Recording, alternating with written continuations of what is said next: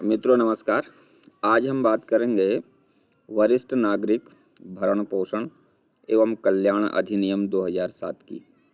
मित्रों, आप तो जानते ही हैं, कोई भी माता पिता अपने संतानों को पालने पोसने में पूरा अपना जीवन लगा देते हैं, अपनी पूरी संपत्ति लगा देते हैं और उनकी एक ही आशा होती है कि बुढ़ापे में उनके बच्चे उनका सहारा बनेंगे।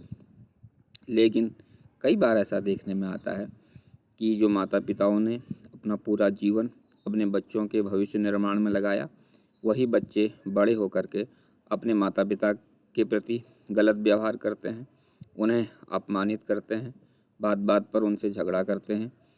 कभी कभी उन्हें सही तरीके से चिकित्सा, भोजन आदि की व्यवस्था भी वे नहीं करते और कई बार तो अपने बूढ़े माता पिता की जीवन भर की कमाई हुई संपत्ति, उनका मकान, दुकान, उनकी ज़मीन पर उनकी संतानें कब्जा कर लेती हैं और कई बार उन्हें वहाँ से बाहर भी निकाल देती हैं।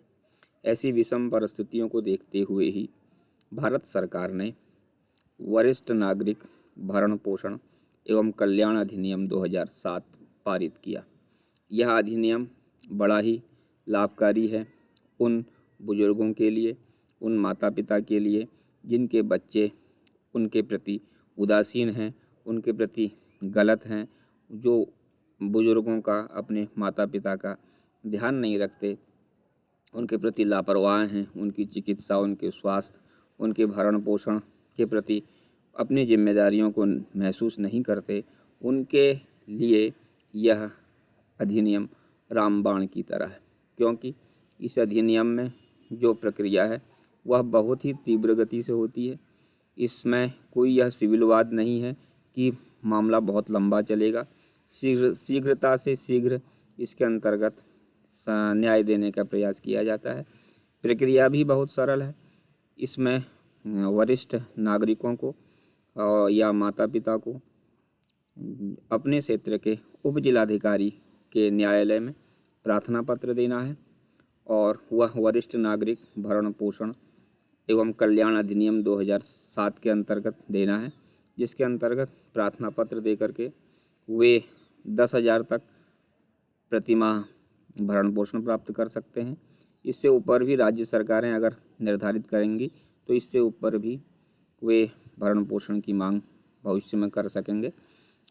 और इस अधिनियम की सबसे विशेष बात यह है, कभी कभी बच्चे अपने माता पिता के जीवन काल में ही उनकी संपत्ति पर पूरी तरह कब्जा कर लेते हैं, या कभी कभी माता पिता भी स्नेहवश अपने जीवन काल में ही अपनी मकान, दुकान, अपनी प्रॉपर्टी को अपने बच्चों के नाम हस्तांतरित कर देते हैं, उनके नाम कर देते हैं। जब वह संपत्ति अपने बच्चों के नाम करते हैं, वे सोचते हैं कि हमारे बच्चे हमारा पालन पोषण करेंगे ही, हमारा ध्यान देंगे ही। लेकिन जब संपत्ति बच्चों के नाम हो जाती है तो धीरे धीरे बहू बेटियों का, उस परिवार के, उनकी संतानों का जो रवैया है, जो व्यवहार है, उन बुजुर्ग माता पिता के प्रति खराब हो जाता है। वे उनका ध्यान नहीं रखते, उनके प्रति लापरवाह हो जाते हैं। कई बार उनका अपमान और उन्हें प्रताड़ित भी कर देते हैं।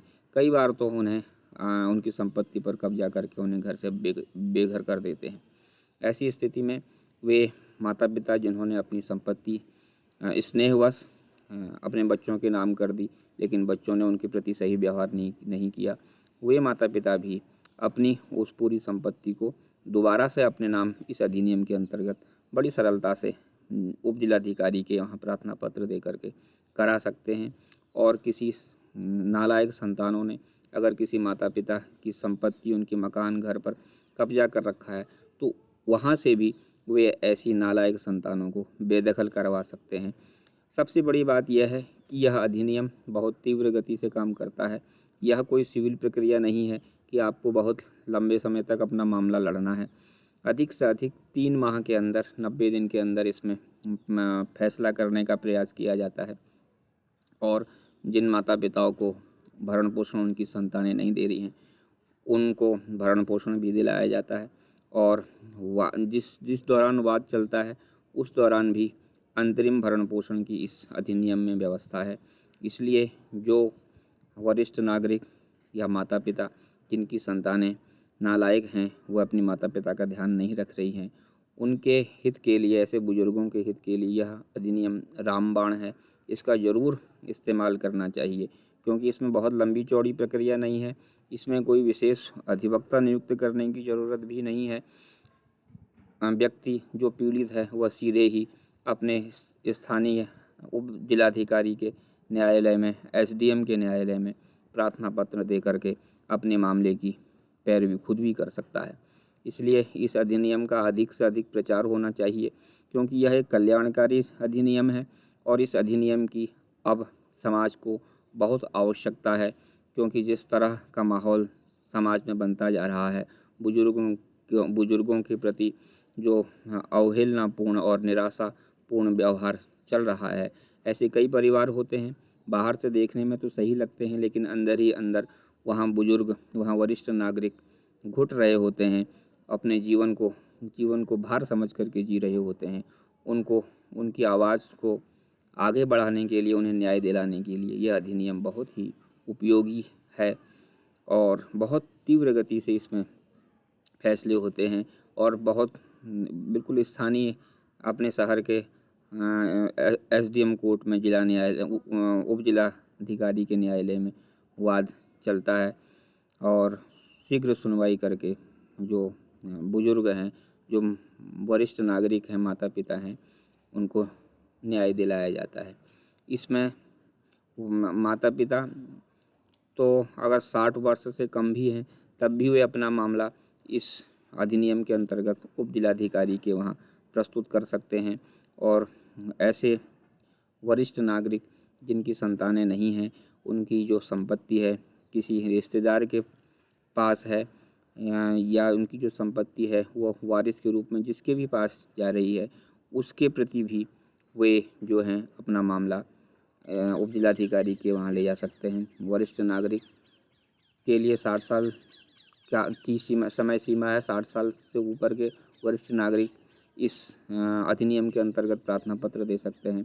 माता पिता की उम्र अगर 60 साल से कम भी है तब भी वे इस अधिनियम के अंतर्गत अपना प्रार्थना पत्र अपने संतानों से अपना भरण पोषण प्राप्त करने के लिए दे सकते हैं। यदि कोई संतान उप जिलाधिकारी के वहाँ हुए आदेश का पालन नहीं करता तो इसमें सजा का प्रावधान भी है और उस धनराशि को उससे वसूल करने का प्रावधान भी है, ताकि वरिष्ठ नागरिकों को शीघ्रता से शीघ्र न्याय मिल सके, उन्हें भरण पोषण मिल सके, उन्हें सम्मान का जीवन मिल सके, उनकी चिकित्सा का सही प्रबंध हो सके।